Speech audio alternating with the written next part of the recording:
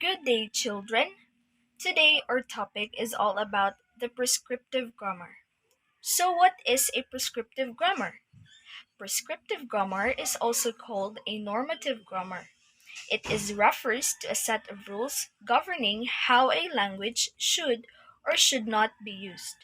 So, there are basic grammar rules under prescriptive grammar, and I'm going to discuss to you only the five of it.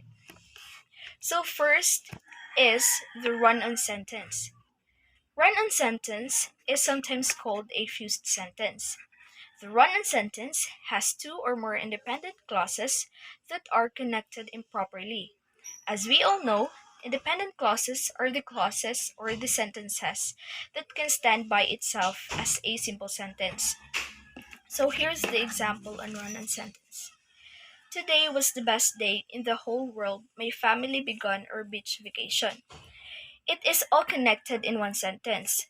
So there are two subjects, two predicate, and one period. While on the other example, today was the best day in the whole world, exclamatory mark, my family began our vacation period.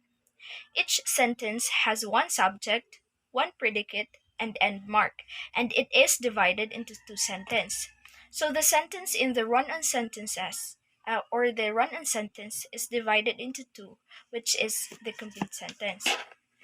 So how to avoid it? First, by breaking the long sentence into two or more sentences. Second, adding a comma and a coordinating conjunction between the two clauses. So let's move on to the second rule. The second rule is the sentence fragments. So fragments are incomplete sentences. These are sentences that have been disconnected from the independent clause. It is according to user 2015.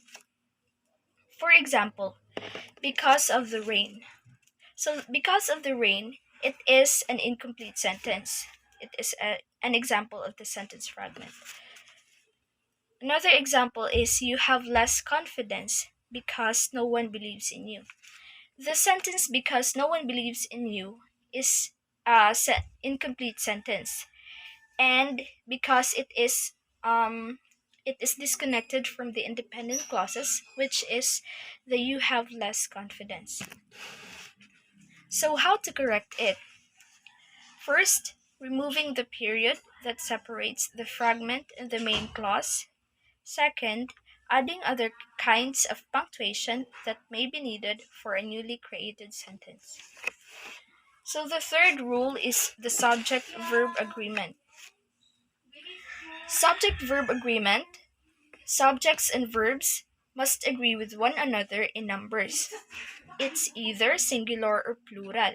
Thus, if the subject is singular, use a singular verb. If the subject is plural, use a plural verb. So, in short, subject and its verb must be both singular or both plural. For example, the dog drinks his water every day. The dog is the singular subject and drinks is the singular present tense verb. So that's it. Let's move on to the next rule, the pronoun antecedent agreement. So, pronoun antecedent agreement, antecedents is divided or derived from the word ante, which means before. It is a word in which the pronoun stands, thus, the pronoun must agree with its antecedent in number. So, the noun or noun substitute or the pronoun refers to is called its antecedent. For example, in the sentence, Chelsea finished her presentation. Chelsea is the antecedent and her is the pronoun. Under the pronoun antecedent agreement, pronouns should agree in number, person, and gender with their antecedents. The last rule is the plural and possessive. The plural and possessive. According to Strauss 2020, explained that the addition of s at the end of a word is because of these two important reasons. So the first reason is to make a word plural by not using an apostrophe, and the second reason is to show possession by using an apostrophe. So possessive pronouns do not have apostrophes. For example, yours, hers, its, ours, and theirs. So in here, the antecedent determines whether the verb is singular or plural. For example, our books were on the top bookshelf.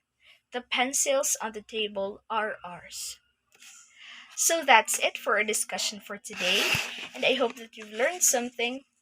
Thank you.